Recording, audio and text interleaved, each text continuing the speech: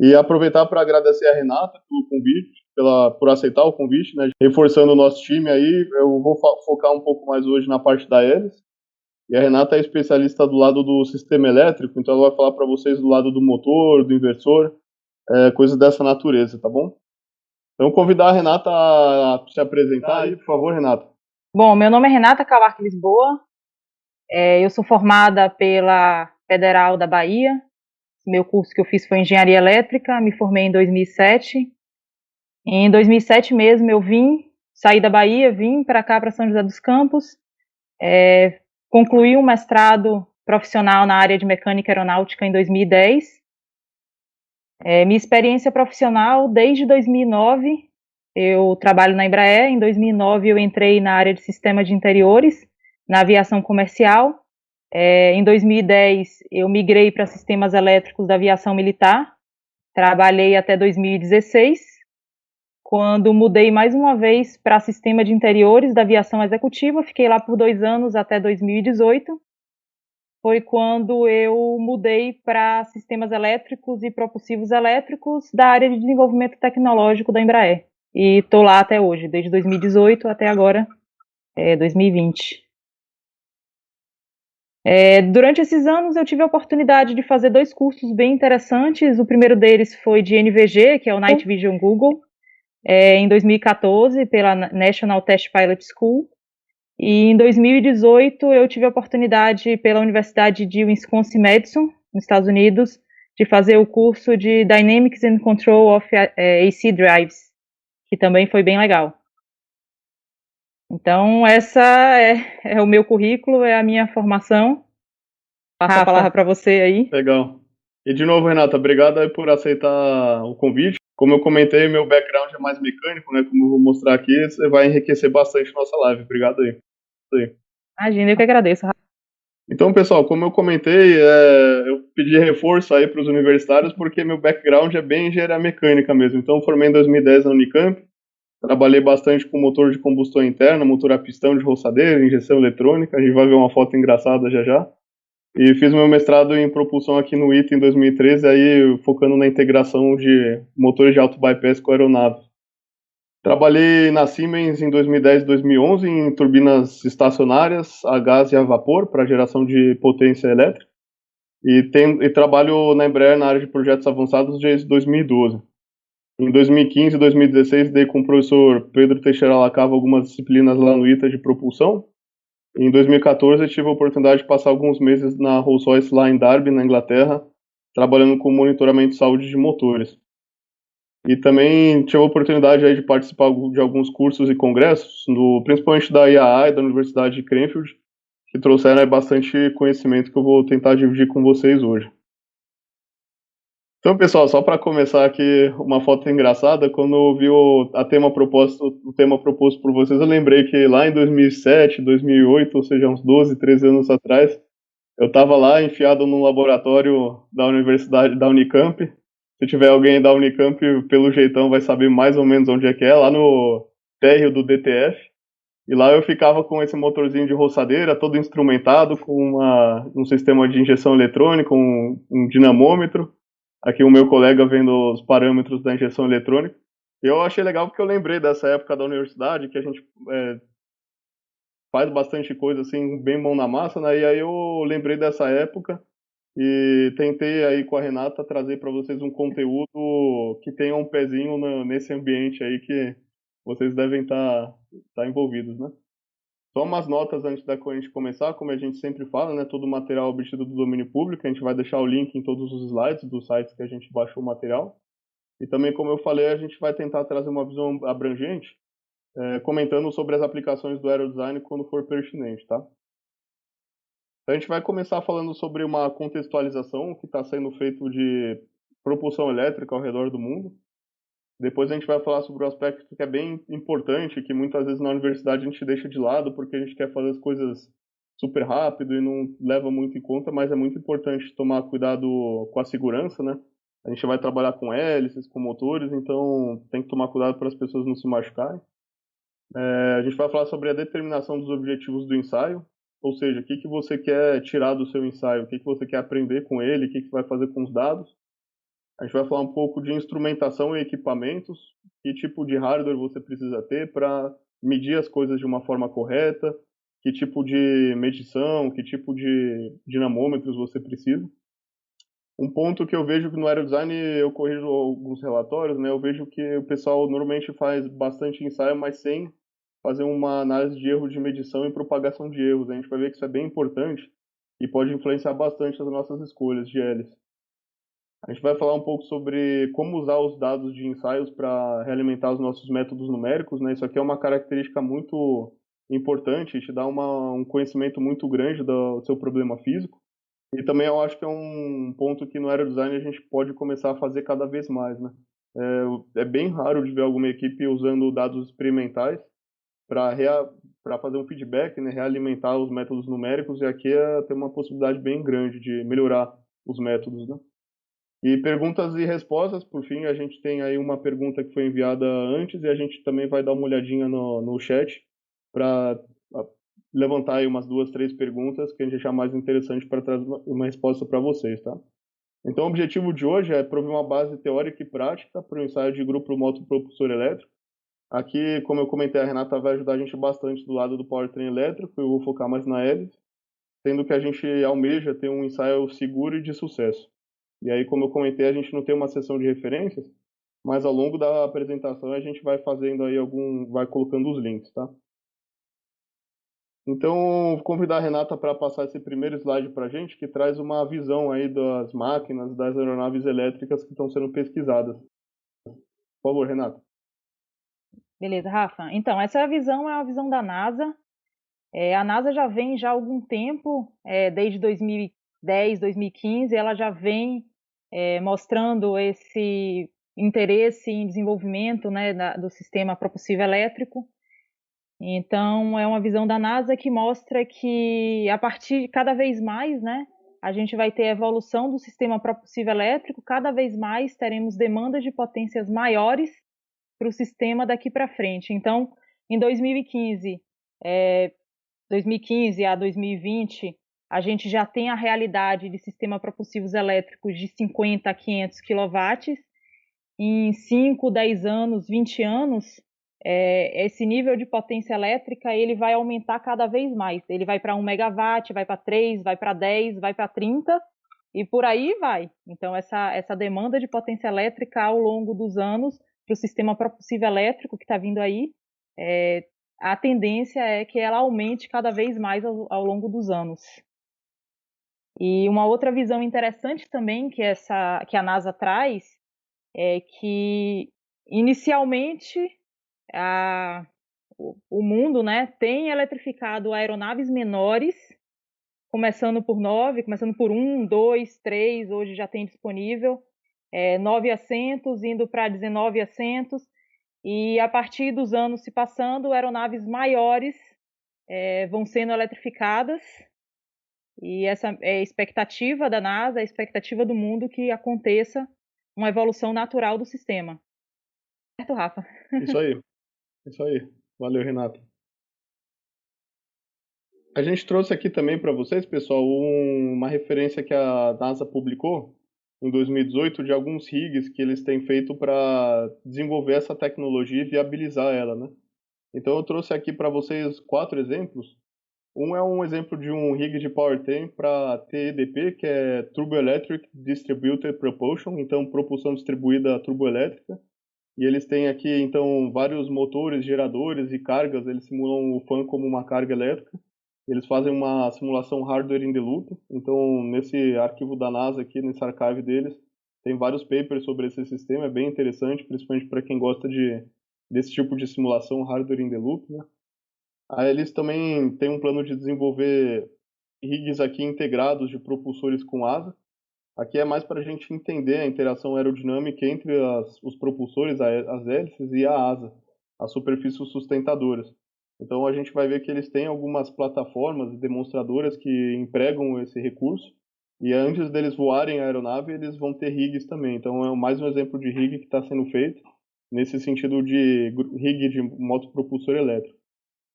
Eles também têm um centro de pesquisa que vai simular em escala real um sistema de 1 a 2 megawatts de potência de um 737. Então eles colocam aqui um 737 virtual em azul, né?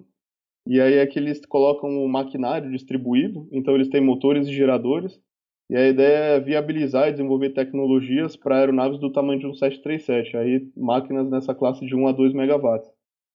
E também eles têm ensaio em túnel de ingestão de comando limite, integrado com a asa da aeronave. Então, entendendo como é que a gente pode melhorar o desempenho do propulsor e da asa conjuntamente, através de ensaios. E não só ensaios, né, eles também têm um plano de voar um demonstrador em breve.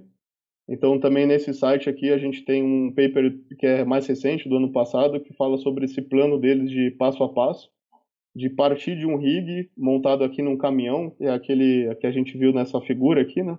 A asa com os propulsores, eles vão montar isso num reboque para, num caminhão, fazer algumas simulações dinâmicas.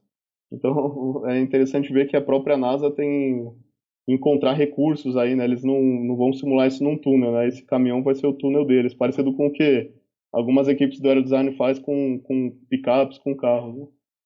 E depois eles vão modificar essa aeronave Tecnam P2006T em alguns passos. Eles vão começar trocando os propulsores térmicos por elétricos, depois eles vão integrar os propulsores da ponta de asa, e depois eles vão integrar os propulsores da ponta de asa e os distribuídos. Então, a gente sempre reforça que essas referências da NASA têm muita coisa interessante. A expectativa é que esse demonstrador ele voe aí em 1 ou 2 anos. Então, a gente vai começar a ter bastante dado desses rigs e também dos voos. Então, a gente vai avançar bastante no conhecimento de propulsão elétrica. Quer fazer algum comentário desse aqui, Renato? Não. Legal. É isso mesmo, Rafa. Agora a gente vai falar um pouquinho de segurança e cuidados. Eu convidar a Renata para começar falando da parte de elétrica. Bom, pessoal, fazendo um gancho naquele slide da visão da NASA, em que eu comentei que a partir de agora a gente vai ter demandas cada vez maiores do sistema propulsivo elétrico, então que hoje a gente já tem a realidade de aeronaves com potência instalada de 50 a 500 kW, e em 5 e 10 anos a gente vai ter aeronaves com 1 a 2 megawatts instalados, voando, né, pelo mundo. Então, falando de segurança e cuidado nos ensaios, o que esse aumento de potência influencia nos testes é que, sabendo que a potência ela é tensão vezes corrente, para a gente poder viabilizar esse aumento de tensão cada vez maior, a gente vai ter que, aumento de potência cada vez maior, a gente vai ter que aumentar a tensão do sistema. Então, a vantagem de se aumentar a tensão ao invés de aumentar a corrente é que é possível trabalhar com menores bitolas de cabo, e isso significa menos peso na aeronave, significa que com menores bitolas de cabo a gente consegue rotear essa cablagem por dentro da aeronave. O grau de curvatura de uma cablagem mais fina, ela é mais fácil, ela é mais flexível, então você consegue fazer curvas e você consegue manobrar esse cabo dentro da aeronave. Então, é uma vantagem, quando se fala de aeronave, trabalhar com bitolas menores. Uma outra vantagem é que teremos menos perdas, uma vez que a perda no condutor ela é proporcional com o quadrado da corrente. Então, é interessante, por esses dois motivos principais, a gente aumentar a tensão ao invés de aumentar a corrente, para poder alcançar esses níveis de tensão, esses níveis de potência cada vez mais alto, que a gente vai ter que enfrentar daqui para frente. Então, essas são duas vantagens. Por outro lado, né, esse aumento de tensão ele traz desvantagens do aumento da possibilidade de ocorrer um arco elétrico.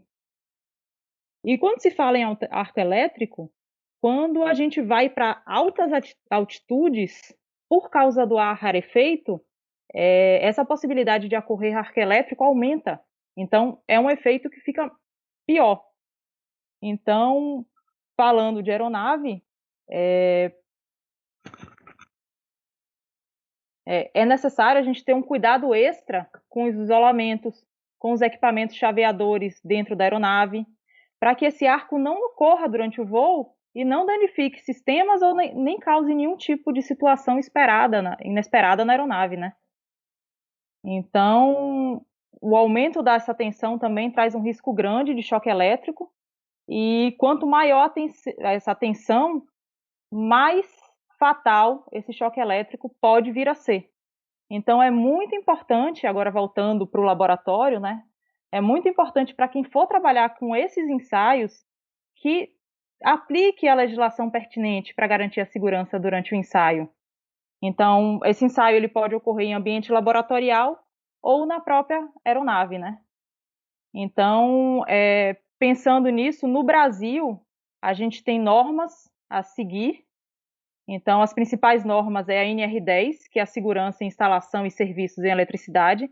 Apesar dessa norma ela não ser aplicada ao sistema aeronáutico, ela é aplicada ao ensaio, à pessoa que vai executar o ensaio na aeronave, que vai estar sujeita a tensões cada vez maiores. Tá?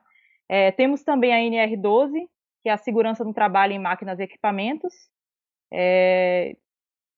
que fala um pouco de ensaios utilizando trabalho com máquinas elétricas e equipamentos elétricos também. Então, quem tiver interesse de conhecer um pouquinho mais sobre essas normas, aqui embaixo no slide, eu estou deixando 2 links que chamam na íntegra essas 2 normas. Então, quem tiver interesse de ler, fique à vontade.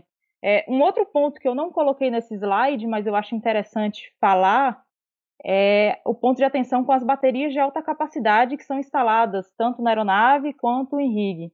Hoje as baterias de alta capacidade, elas são baterias de lítio-íon. Então, para essa tecnologia é necessário ter cautela na instalação e no uso, para evitar qualquer tipo de situação adversa.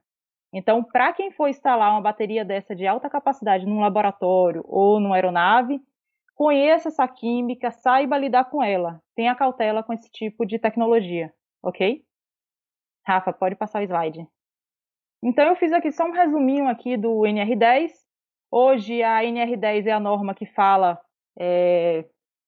dos serviços e segurança de instalação de eletricidade. A NR10 classifica os limites de tensão em 3 etapas. Ela fala de extra baixa tensão, que são tensões menores que 50 VAC, ou seja, 50 volts de corrente alternada, ou menores que 120 VDC, ou seja, 120 volts de corrente contínua. A norma também fala da baixa tensão, que são tensões entre 50 e 1000 VAC, para corrente alternada, e 120 VDC a 1500 para corrente contínua, tá? E a norma também fala de alta tensão, que são tensões maiores que 1000 VAC e maiores que 1500 VAC. Nesse slide aqui, a NR10, ela trata apenas da faixa de baixa tensão, que é de 50 a 1000 VAC e de 120 a 1500 VDC. Quando a tensão ela fica mais alta que isso, quando você entra na seara das altas tensões, existe a NR10 complementar, que se chama SEP, Sistema Elétrico de Potência, que cobre essas tensões mais altas. Então, para as pessoas que vão trabalhar com esses níveis de tensão mais alta, é interessante que conheça essas normas, que tenham curso, e para quem for trabalhar com alta tensão mesmo, é interessante também que tenha um curso da SEP, tá?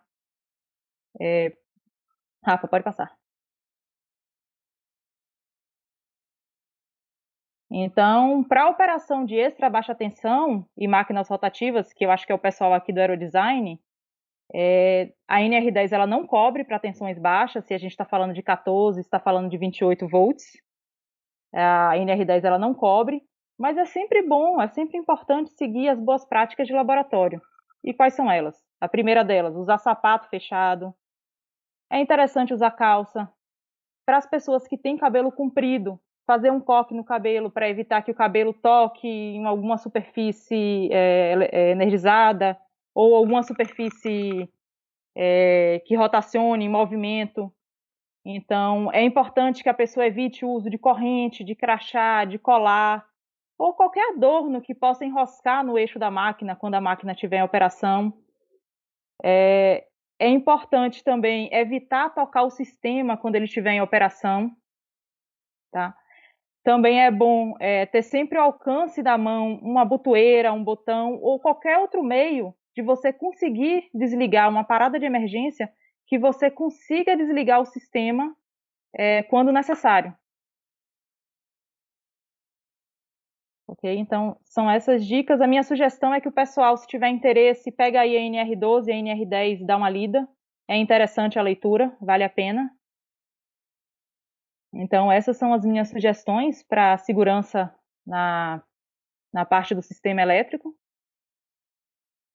E aqui, pessoal, eu trouxe só uma nota também da parte de hélices. As hélices, elas costumam ter muita energia mecânica, então a gente trabalha em rotações altas e as massas, dependendo do diâmetro da hélice, começam a ficar bem representativos.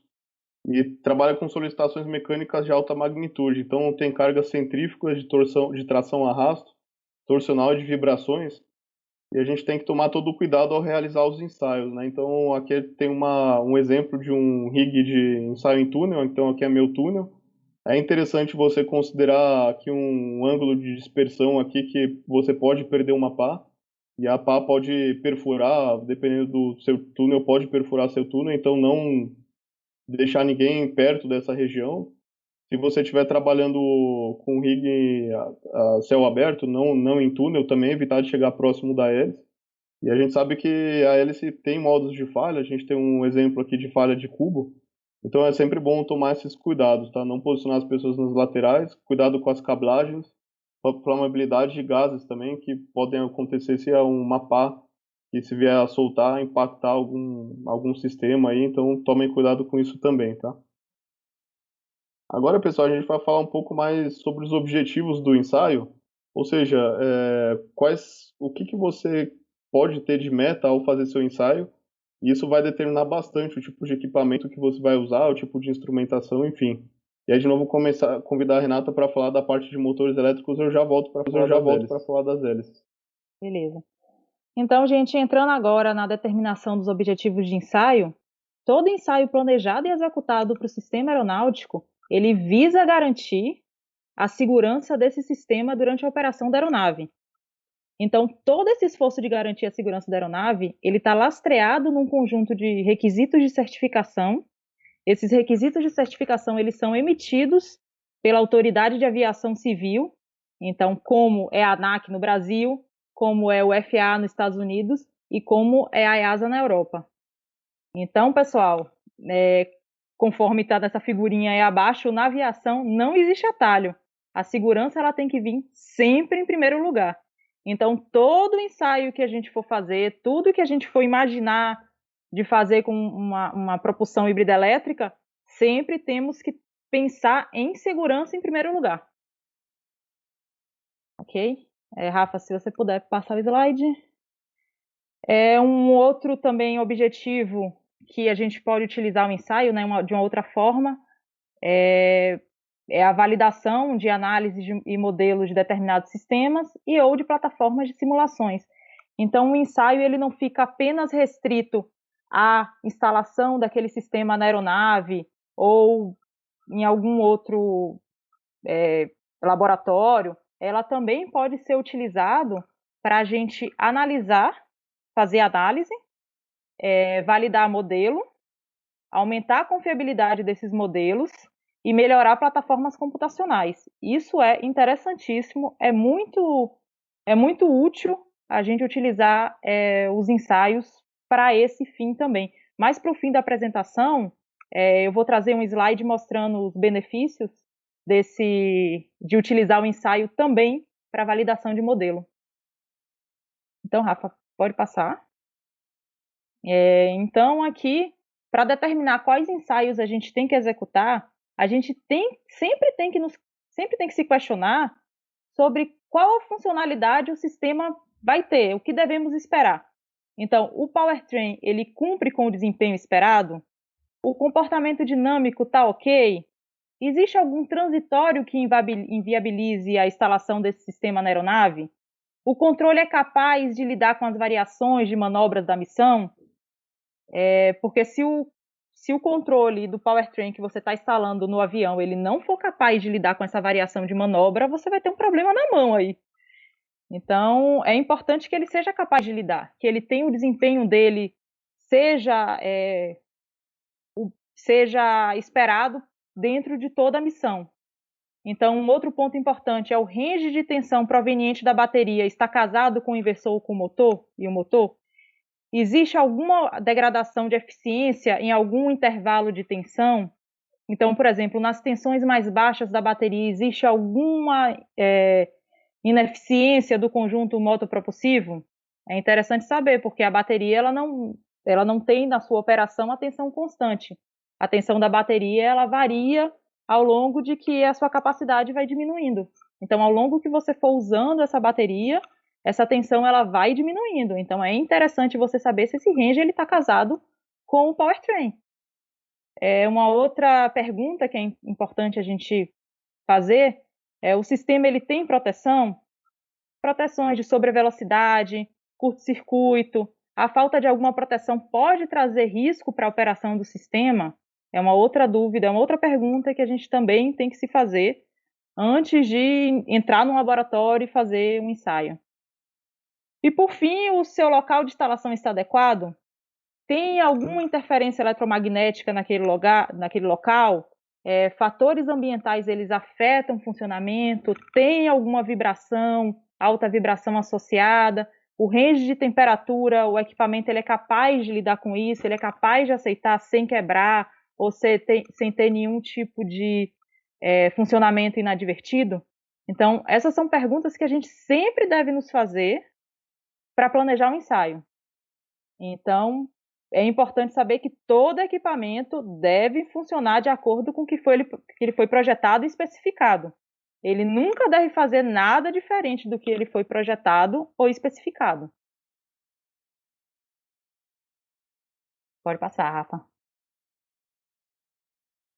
Então, resumindo o slide anterior, quando a gente planeja ensaio, é importante a gente ter definido e congelado a missão da aeronave, a especificação dos equipamentos do sistema, ou seja, qual é a potência do motor, qual é a potência do inversor, qual é a capacidade da bateria, tudo isso a gente precisa saber. Qual é a configuração desse sistema? Ele é um sistema 100% elétrico? Ele é um sistema híbrido elétrico série? Ele é um sistema híbrido elétrico paralelo? É uma outra pergunta que a gente tem que saber. E o local de instalação desses equipamentos. Então, esse é só um resuminho do slide anterior, de todas aquelas perguntas. Elas recaem nessas quatro necessidades de a gente ter definido e congelado.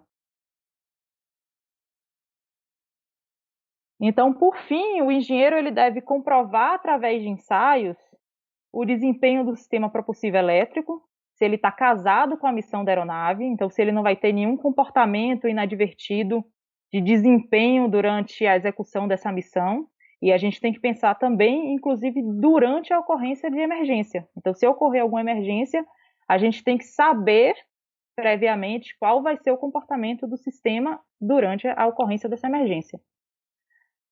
As proteções eles têm que estar de acordo com o nível de segurança exigido para o sistema. Então, isso está intimamente ligado com os requisitos de certificações que eu falei lá em cima, que toda aeronave que voa no Brasil carregando passageiro tem que cumprir, tá? E os equipamentos, ele tem que ser capaz de suportar a variação ambiental do local que ele está instalado. Então, se ele está instalado ali no nariz do avião e a temperatura ela varia de menos 10 a 40 graus, o motor que está instalado ali na frente, ele tem que aguentar dos menos 10 aos 40 graus. Pode passar, Rafa? Então, só vou fazer aqui um exemplo rapidinho da aeronave Alfa Eletro. Essa aeronave é uma aeronave de 2 passageiros, de treinamento. É uma aeronave da eslovena Pipistrel. Tá? Então, Rafa, essa aeronave ela tem uma configuração 100% elétrica. Ela tem bateria ligada no inversor, que alimenta o motor, que toca a hélice. Então, ela é uma aeronave monomotor, tá? Ela tem o motor mais o inversor instalado de 60 kW. Ela tem 2 baterias instaladas de 10,5 kWh. E o range de tensão dela vai de 399 volts a 297 volts contínuos, para corrente contínua. E ela é uma aeronave treinadora. Então, ela não é uma aeronave que vai efetuar grandes manobras. Então, o objetivo dela é treinar pilotos para a operação de uma aeronave desse tipo. Então, fazendo um paralelo com os slides anteriores, com os objetivos dos ensaios, então com 100% de certeza, essa aeronave ela é capaz de executar toda a missão de treinamento com a configuração de 100% elétrico e 60 kW de especificação, né, do powertrain. As duas baterias de 10,5 kWh, elas são capazes de alimentar o sistema durante toda a sua operação. A variação de tensão, com toda certeza, não traz degradação significativa na eficiência da aeronave. Então, tudo isso é visando garantir o desempenho da aeronave durante a operação dela. Então, para garantir tudo isso, que tudo isso é verdade, a fabricante ela realizou diversos testes de performance no sistema, em diversas condições de operação, e nisso inclui falhas induzidas no sistema para verificar se a falha se ocorre conforme previsto aquela falha, conforme previsto e especificado, ou se existe alguma condição ali que não foi muito bem especificada, que não foi muito bem prevista e acabou sendo pego de surpresa durante o ensaio. Pode passar, Rafa. E o próximo slide, esse e o próximo também, ele mostra a posição de instalação do motor e do inversor. O motor ele fica no nariz da aeronave, o inversor um pouco mais para trás. Passa mais uma, Rafa. As baterias têm uma instalada logo atrás do motor no nariz da aeronave e outra um pouco mais para a cauda atrás do cockpit. Então, essa definição de local de instalação ela é muito importante para garantir que os equipamentos eles não vão falhar durante a operação. Ou seja, que eles são capazes de resistir e funcionar corretamente à variação de temperatura, à variação de vibração, umidade, poeira e até incidência de chuva. Então, além dos fatores ambientais também, os equipamentos eles não podem se degradar com determinados níveis de interferência eletromagnética. Eles também não podem se degradar se tiver algum tipo de qualidade de energia ruim. Agora sim, é claro que todos esses ensaios eles são normatizados pelos requisitos de certificação e que a aeronave deve cumprir, tá? Então eles não são requisitos aleatórios, todos eles estão lastreados em requisitos de certificação. Então no Brasil, para a aeronave receber uma autorização da ANAC para poder voar, ela precisa submeter o projeto da aeronave para a ANAC. Certo? Então é isso que eu tinha para trazer assim sobre determinação dos objetivos de ensaio para a parte do motor inversor bateria. Legal, obrigado, Renata. Pessoal, do lado das hélices, eu trouxe aqui um slide que eu já passei em uma outra live, mas eu acho bastante importante, porque ele é que determina que tipo de ensaio, que tipo de requisito nossa hélice vai ter. Então a gente precisa, como a Renata mostrou lá, primeiro entender bem a nossa missão. Então aqui eu coloquei uma missão típica, né? Decolagem, subida, cruzeiro, descida e a minha fase de reserva. E aí, para cada ponto da minha missão, eu consigo discretizar a dinâmica de voo, o desempenho da minha aeronave em equações conhecidas. Então, para desempenho de decolagem, eu posso usar um método paramétrico como integração, ponto a ponto. Para a subida, a gente sabe que o meu excesso de tração que vai me imprimir a minha razão de subida até chegar à minha altitude de cruzeiro desejado, basicamente nosso excesso de tração ou de potência. E em cruzeiro a gente tem um equilíbrio de tração-arrasto, então a formulinha manjada que nesse equilíbrio nossa tração é o peso sobre o L sobre D. E na descida a gente tem um excesso de arrasto, então tração menor que o arrasto, que é a mesma fórmula da razão de subida, só que agora a gente tem uma razão de descida, né? Então, o primeiro passo, como a Renata comentou, a gente precisa conhecer bem a nossa missão, ter um bom modelo da nossa aeronave de pesos e de polar, de forma que a gente consiga determinar a tração requerida em cada ponto do voo. E aí a gente pode fazer um gráfico nesse sentido aqui. A gente pode plotar em cada um desses pontos qual que é o desejo da aeronave. Eu coloquei aqui, eu não usei o termo tração requerida, né, que nem sempre a tração requerida está disponível pelo sistema propulsivo, né? A gente tem um desejo, uma meta de tração, e aí eu coloquei aqui em verde a tração disponível da hélice. Então eu coloquei aqui um perfil estimado. O ideal é que para cada missão a gente derive esse perfil para entender como é que a nossa aeronave e o nosso sistema propulsivo vão estar operando de fato em voo. Então, o desejo da aeronave é ter uma tração infinita aqui, o laranjinho aqui em decolagem, né? Mas a gente sabe que a hélice, conforme a gente vai ganhando velocidade, apesar da gente ganhar eficiência, a gente perde tração pelo efeito de ingestão de quantidade de movimento. Para a subida, a gente tem que ter um excesso de tração, então o verde tem que estar acima do laranja para imprimir uma razão de subida adequada. Em cruzeiro, as duas curvas são iguais, e aí é que, se a gente está falando de uma aeronave com combustível ou que alige peso por algum motivo, nossa tração líquida vai caindo ao longo do voo. Se for uma aeronave totalmente elétrica, essa curva é constante, tá? Porque nosso peso é constante, então se você não mudar de velocidade ou de altitude, essa curva vai ficar constante. Em descida, normalmente você não quer ter muita tração, porque você quer descer num L sobre D máximo. Então o requisito de tração é próximo de uma tração de transparência ou uma tração nula. E para alternada é um perfil similar ao da missão. Então, o que a gente precisa entender é, dado esses pontos aqui, esses 10 pontos, enfim, que vocês vão descrever da sua missão, qual é o mais demandante, né? Por aerodesign, quase sempre é decolagem, então é importante a gente entender como é que a aeronave se comporta ao longo da corrida da pista. Então, até para aerodesign dá para dar um zoom nessa fase aqui, discretizar em mais pontos.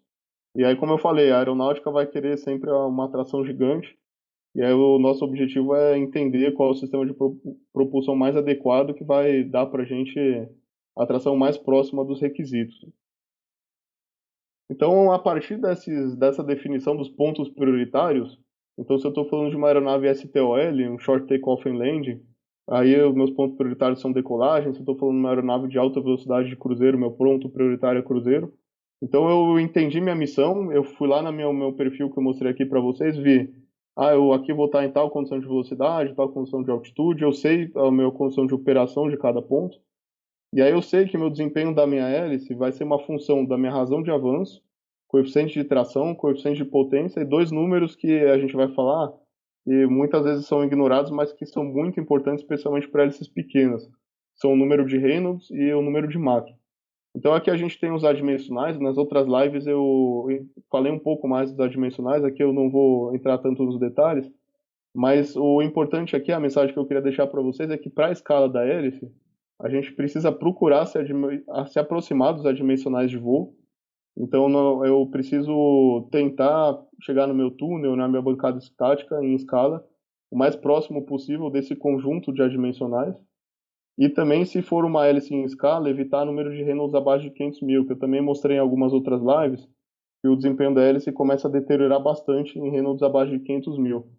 Para as hélices pequenas, aí de aeromodelos ou aerodesign, UAVs, bem difícil de você não trabalhar com esses Reynolds, tá? A gente vai ver que o típico aí é 50, 100 mil, mas se você está falando de uma hélice em escala, é bom evitar essa região, porque aqui você tem efeitos de separação laminar e também efeitos de compressibilidade, se você está trabalhando com um Mach muito baixo.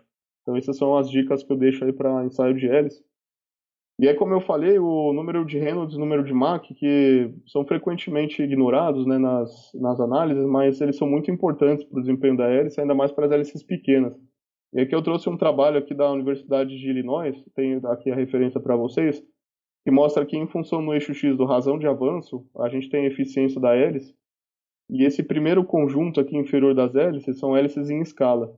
Então são hélices de 9 polegadas, que o número de Reynolds varia de 25 a 50 mil. E é interessante a comparação que eles fizeram, porque eles pegaram a hélice em escala real, que foi simulada pela NASA, aqui está na legenda o relatório desse relatório da NACA, né, na época, então é um ensaio bem antigo, de uma hélice de 10 pés, então uma escala de 1 para 0,075, uma escala bem grande. Aí o Reynolds foi para 1,8 milhão, e olhem a diferença de eficiência que deu. Então aqui é a mesma perfilagem, aqui é o efeito puro de Reynolds e Mach. Então a gente está vendo aqui uma diferença aí de 20% de eficiência. Então é um cuidado bem interessante da gente ter. E também uma dica, né, para quem está no aerodesign, se vocês conseguirem empregar uma hélice que tenha um número de Reynolds de operação maior, vocês vão ter uma eficiência maior também. E aqui também um comentário que eu fiz em outras lives, mas aqui eu estou trazendo de novo para vocês, que é importante a gente entender os efeitos de instalação da hélice. E se a gente vai contabilizar isso na polar ou na tração. Então tem uma norma dessa aí, essa 4065, que traz várias opções de contabilidade. E uma delas é você ter a tração que a gente chama de free air, ar livre, né? É uma hélice não instalada, não tem spinner, não tem nacelle. Depois você faz uma correção para tração aparente, e aí é que você tem um spinner e uma nacelle que vão desacelerar o escoamento na hélice. Essa desaceleração do escoamento vai reduzir a velocidade axial. Isso pode ter um exemplo, por incrível que pareça, positivo no desempenho da hélice, em termos de eficiência, mas que traz para a gente uma diferencial de pressão vezes a área. Como a gente está desacelerando o escoamento, a gente aumenta a pressão estática, isso vezes a área do disco te dá uma força de pressão. A gente também tem a tração da hélice líquida, que eu não considero aqui o meu corpo fuselado, mas eu considero o perfil de velocidades axiais. E eu tenho a tração overall líquida, que aí eu tenho o meu pilone, minha nacelle, e aí eu desconto os efeitos de arrasto desses corpos da minha hélice. Então, é importante a gente entender esse passo a passo, porque provavelmente quando a gente faz o ensaio na bancada, a gente está falando de desempenho de free air. Se você conseguir fazer o ensaio com seus corpos fuzelados atrás, é interessante porque você vai mais próximo dessa overall net thrust, ou seja, a tração líquida que o avião vai ver, já descontando o efeito de scrubbing que o arrasto vai te trazer. Então é importante entender o que você está medindo no seu ensaio, se é uma tração livre ou se é uma tração instalada. E essa norma te dá algumas dicas de como fazer essa contabilidade.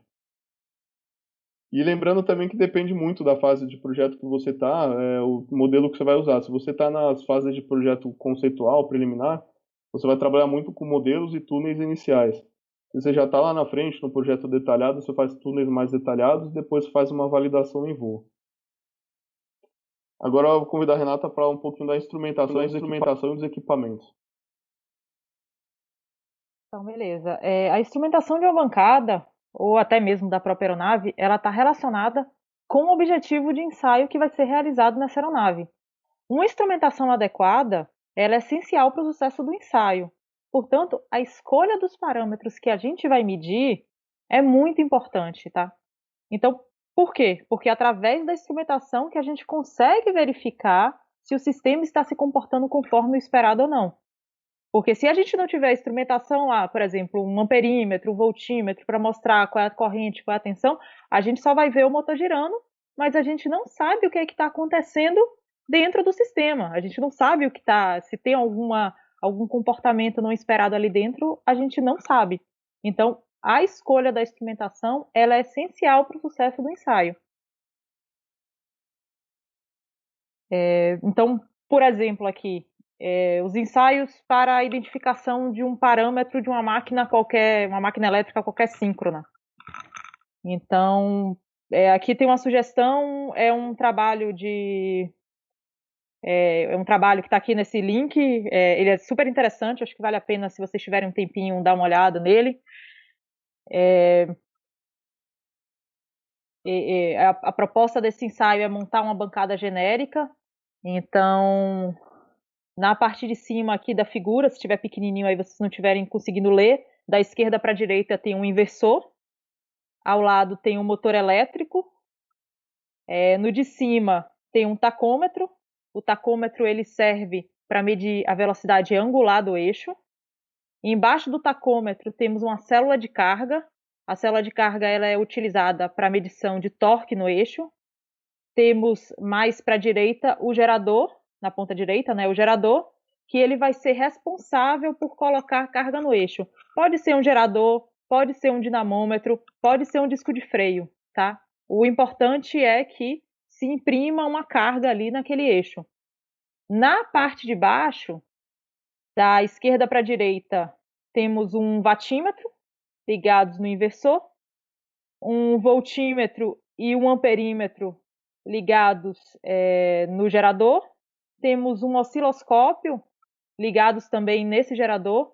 O voltímetro ele é utilizado para medição de tensão, o amperímetro utilizado para medição de corrente e o osciloscópio ele serve para a gente ver a forma de onda, de tensão, de corrente. O que quer que a gente queira ver de forma de onda. A gente pode utilizar o osciloscópio. E no cantinho ali direito embaixo, a gente tem um banco de carga resistiva, que ele serve, para esse caso que a gente está utilizando um gerador, ele serve para regular a carga no eixo do gerador. Então, Rafa, pode passar mais um aí? Então, para exemplificar aqui, para a gente poder construir um mapeamento de rendimento do motor elétrico, a gente pode calcular conforme essas fórmulas mostradas. Então, o rendimento ele é igual a potência de saída pela potência de entrada, ou potência mecânica pela potência elétrica. A potência mecânica, a gente pode calcular pelo torque vezes velocidade angular.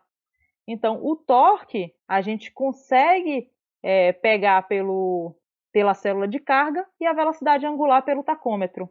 E a potência elétrica, a gente consegue ler ela através dos parâmetros do inversor, ou seja, corrente e tensão de linha.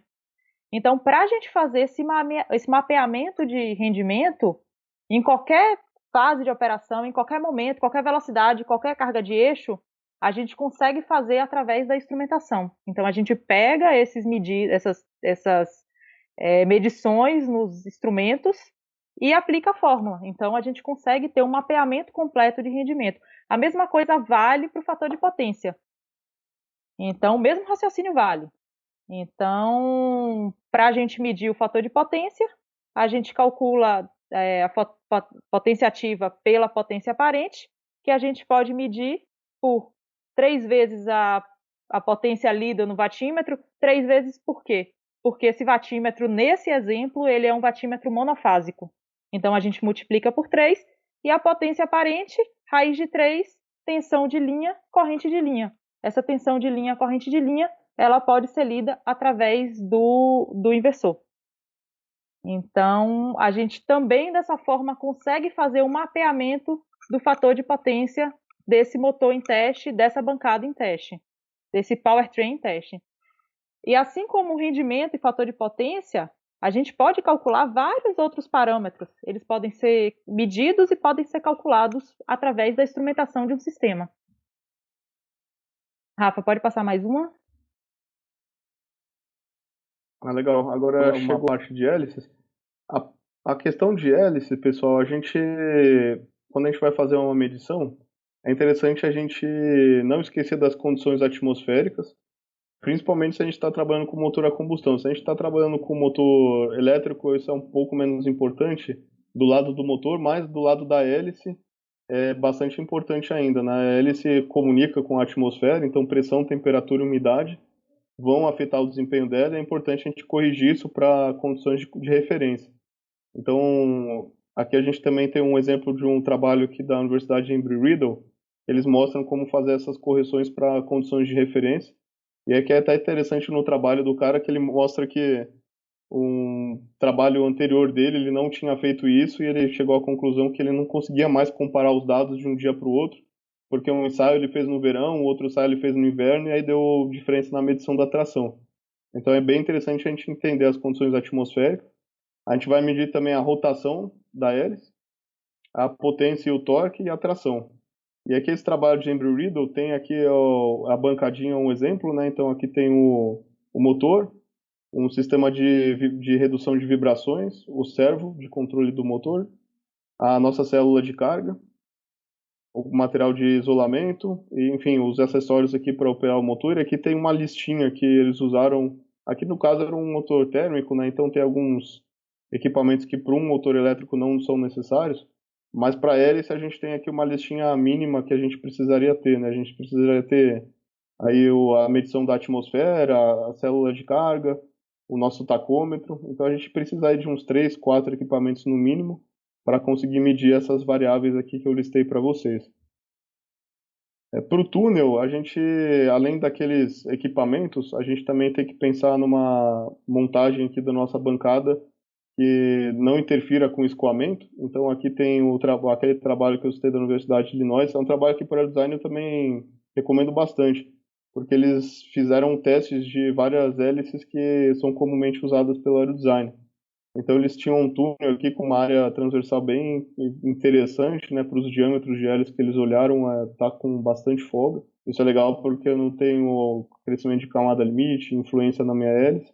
E aí, para o túnel, é interessante eu entender as condições atmosféricas dele, pressão, temperatura, umidade, a cross-section da área de testes. Então, imagine que se essa parede estivesse super próxima da hélice, a gente ia ter muita interferência da parede com o nosso disco, então é interessante ter o máximo possível de distância. O escoamento, a velocidade, a turbulência, o número de Mach, o número de Reynolds. Mach e Reynolds a gente já comentou, mas também a velocidade e a turbulência são interessantes de entender o quão próximo você está de condições de voo. E interferências, como eu já comentei, né? Alguns cuidados que a gente tem que ter, e aqui também nesse trabalho do Embry Riddle, eles comentam de erros que eles tiveram na medição e eles atribuem erros a 4 fontes. Então, você pode ter um erro da leitura de dados, que a pessoa que estava olhando o dado na hora anotou errado, isso pode acontecer. Então, uma forma de evitar isso é você usar um link de dados, uma placa de aquisição, LabVIEW, para ter uma aferição correta. Calibração da célula de carga, então você precisa calibrar a célula de carga para o intervalo de medição e conhecer bem o fundo de escala. Então não adianta nada você caprichar em todos os parâmetros do seu ensaio e ter uma célula descalibrada ou que não te dê a resolução necessária para você comparar as hélices que você tem interesse. Vibrações e cargas induzidas, então você vai ter lá interações aerodinâmicas, o motor vai ter uma certa vibração. Então, através do projeto mecânico da bancada, então coxins, rolamentos, você pode filtrar essas vibrações e também avaliar o uso de filtros eletrônicos, passa alto, passa baixo, para você filtrar um pouco essas diferenças. E as condições atmosféricas, como eu comentei, né, elas podem influenciar bastante o desempenho da sua hélice. Então é importante você anotar isso para você conseguir comparar os vários pontos que você vai fazer. É impossível você fazer um ensaio de um dia. Esses ensaios vão durar algumas semanas ou meses e a temperatura, a pressão, a umidade vão variar. Então, de novo, esse trabalho aqui comenta que isso pode ter um efeito bem, bem forte. Agora, falando um pouquinho de propagação de erros, é um ponto que eu vejo também bastante quando eu vejo os ensaios aí que o pessoal faz no aerodesign. Quando a gente faz uma medição, a gente sempre tem um desvio dessa medição, a gente tem uma incerteza na medição, né? Eu vejo o pessoal fazendo linhas super bem comportadas, né, com poucos pontos, e a gente sabe que quando a gente pega um ponto, a gente vai ter um desvio, e a gente tem uma estimativa do que acontece entre um ponto e o próximo ponto, né? Mas é uma estimativa, não sei se está tendo um comportamento de segundo ou de terceiro grau, estou fazendo uma linearização. Então, esse conhecimento pode influenciar muito a escolha do seu equipamento. Imaginem que vocês têm uma hélice azul e a verde. A azul te dá um pouquinho mais de tração, mas dentro da sua margem de incerteza, você tem a hélice verde, que em baixas velocidades não te dá, no ponto medido um pouquinho a menos, mas lá na frente te dá um pouquinho a mais. Enfim, parece que as duas estão próximas. E imaginem que a hélice verde é muito mais leve que a azul ou que ela tem um diâmetro menor, enfim, que ela tem uma característica de instalação mais interessante. A gente precisa entender as incertezas para influenciar a nossa escolha. Provavelmente aqui a gente poderia escolher a hélice verde, porque nossa faixa de incerteza não permite que a gente diga qual das hélices é melhor para a nossa aplicação. E o trabalho de Embry Riddle, eles fizeram essa análise de incerteza através de propagação de erros. Então eles viram lá que eles tinham, em 4, 5 medições, eles tinham essa faixa de incerteza. Então também fica uma referência, uma sugestão.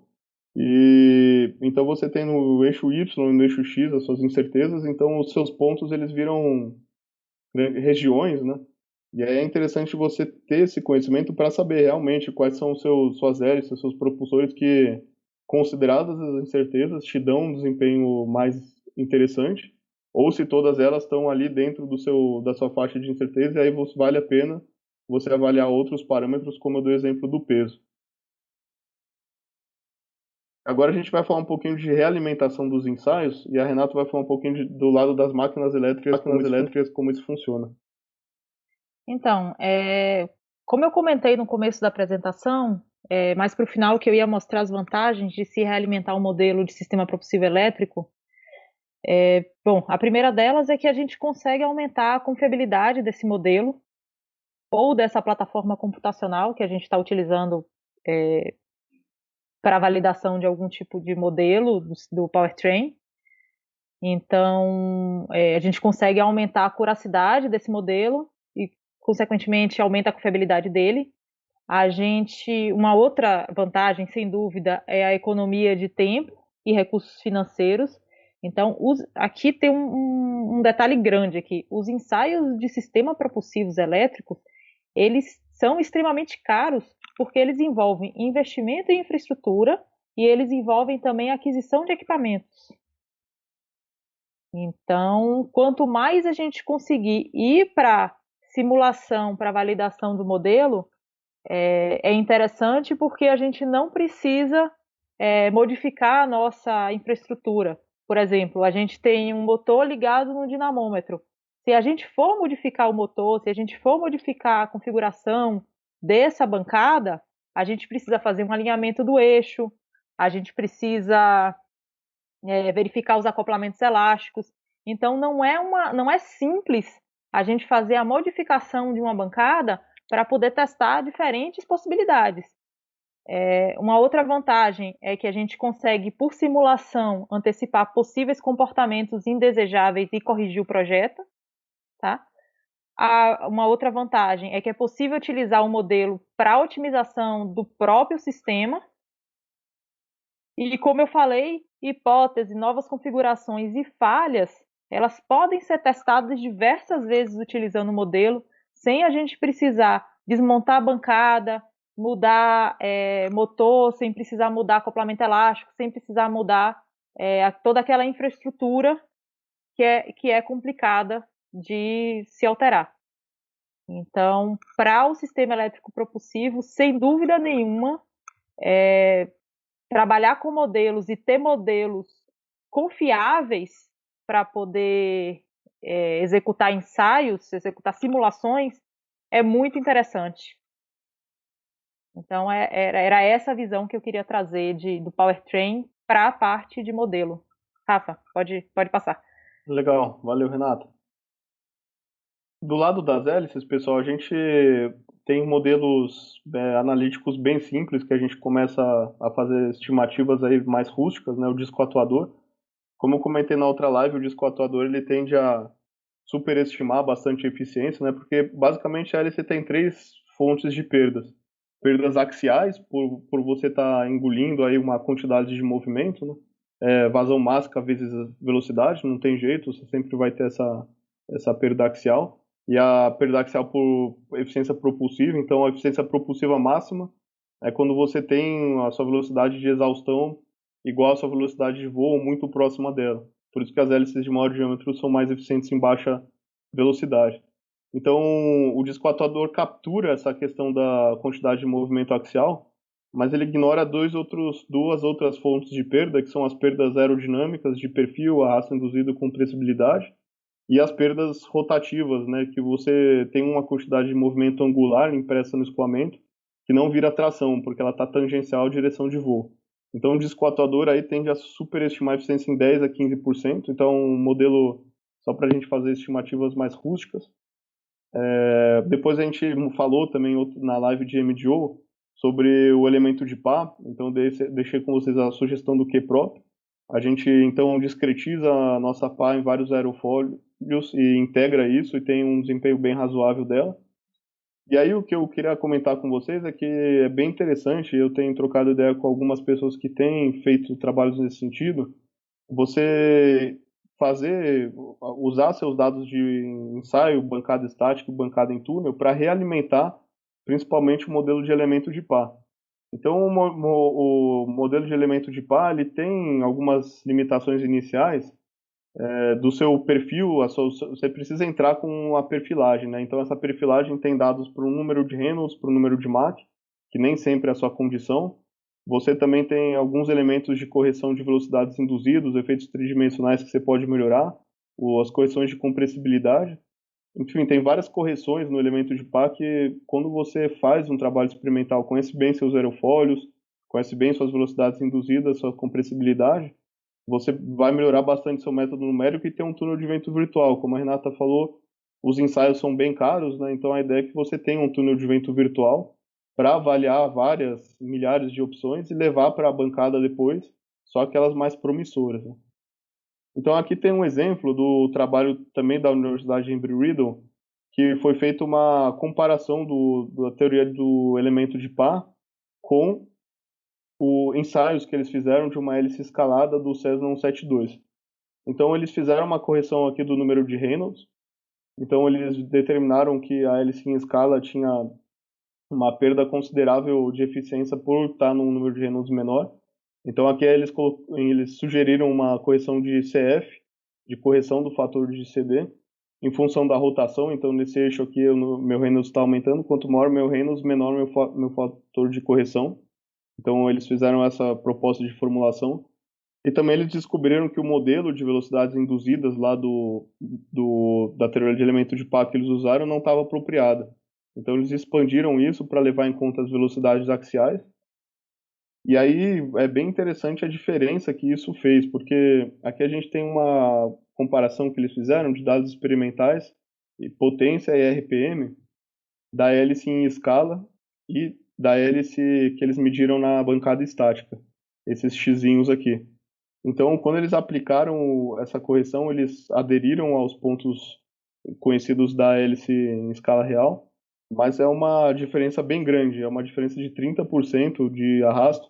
E é por isso que eu comentei com vocês que para Reynolds abaixo de 500 mil, você tem que tomar bastante cuidado, porque facilmente você vai perder bastante eficiência por separação laminar. Então, nesse relatório tem mais detalhes de como eles fizeram essa correção, como eles fizeram as medidas. Então, tomem bastante cuidado com isso quando vocês estiverem trabalhando com hélice em escala. E como eu comentei, se vocês descobrirem uma hélice que por projeto opere num número de Reynolds maior, isso provavelmente vai te trazer um ganho de eficiência, principalmente nessa faixa de Reynolds baixo. Pessoal, queria agradecer aí vocês pelo interesse, agradecer a Renata de novo por aceitar o convite, trazer para a gente esse material bem interessante aí que ela trouxe do lado dos motores elétricos. E aí que do lado das perguntas, a Renata vai trazer uma resposta para uma pergunta que foi enviada anteriormente. Rafa, eu que agradeço aí o convite. A pergunta que a gente recebeu foi: onde estão as principais perdas de potência do grupo motopropulsor elétrico? Bom, eu trouxe aqui uma configuração 100% elétrica, mas essas perdas elas são similares para os outros tipos de configuração. Então, as principais perdas de potência, primeiro, ela está na gearbox. A eficiência da gearbox é por volta de 80% a 85%, então aí você já tem uma perda de 15 a 20%.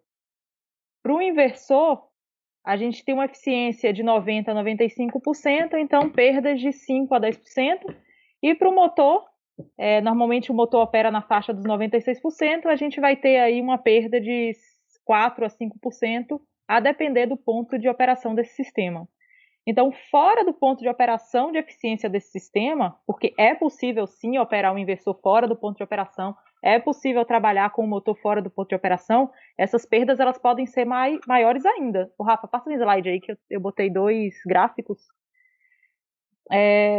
Um gráfico do motor é o motor da Enrax, então ele tem ilhas aqui de eficiência de 96%, 95%, 94%, então a depender de onde você está operando, em termos de torque e velocidade do motor, pode ser que você caia numa ilha aí de 86%, de 90%. Então você vai ter perdas aí muito maiores do que os 4, 5%. Então é interessante sempre, quando for fazer o projeto do motor, se manter aí nesse ponto aí de máxima eficiência.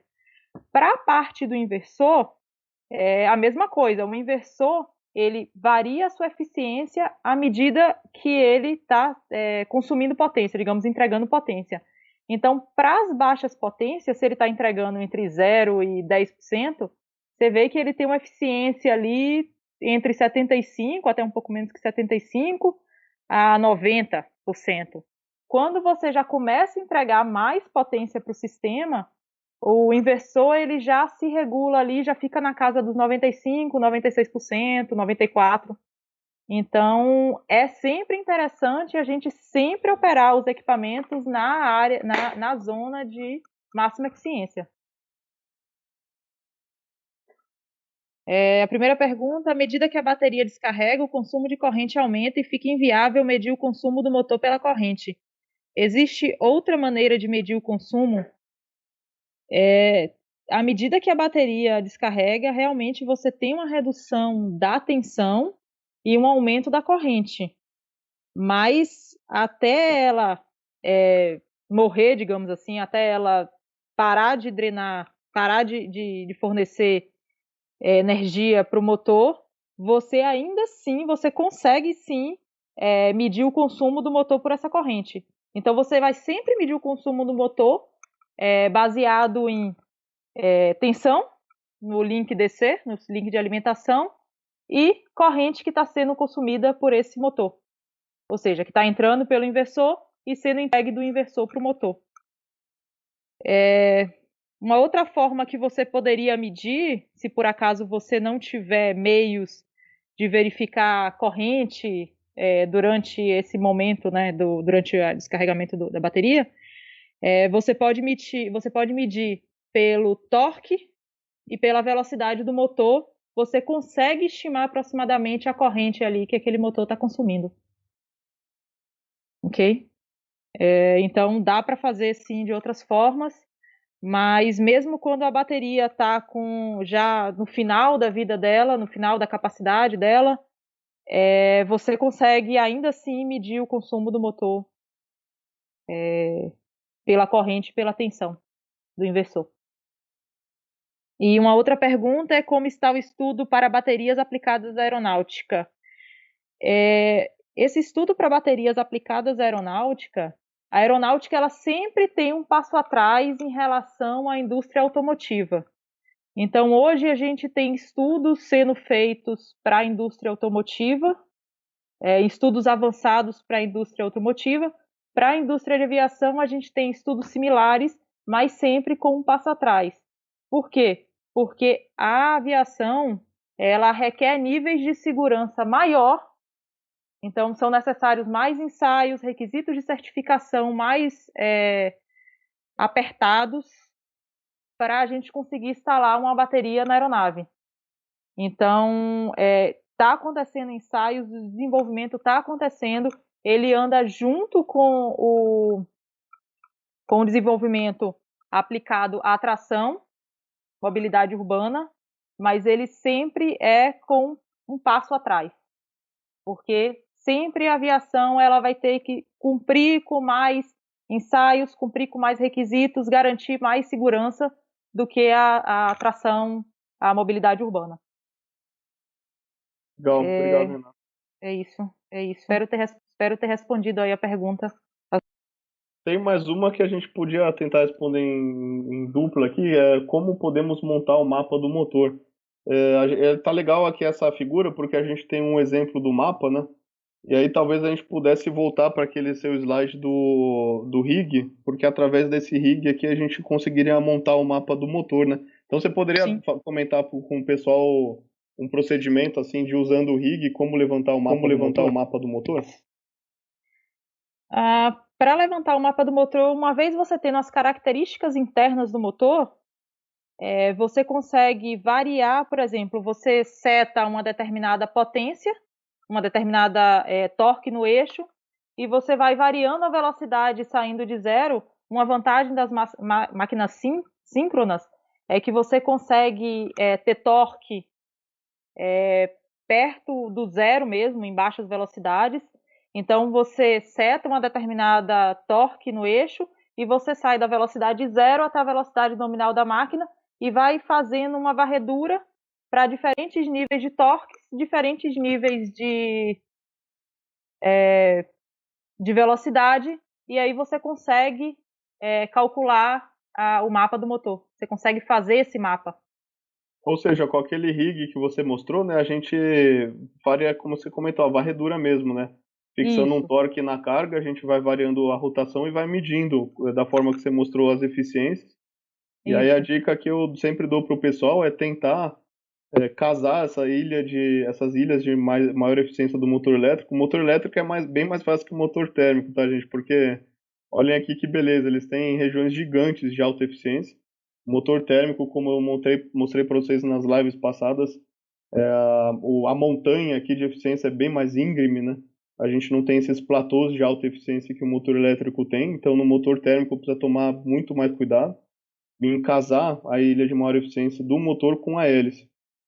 Quando o ensaio é com finalidade de demonstrar cumprimento com requisito de certificação, um representante da autoridade de certificação, ANAC, FAA e ASA, pode acompanhar. sim, eles podem acompanhar, eles podem pedir para acompanhar, ou a gente pode pedir para eles virem acompanhar também o ensaio. Então, sim, o representante da autoridade de certificação pode acompanhar os ensaios. Legal, obrigado, Espero ter Renato. respondido a pergunta aí.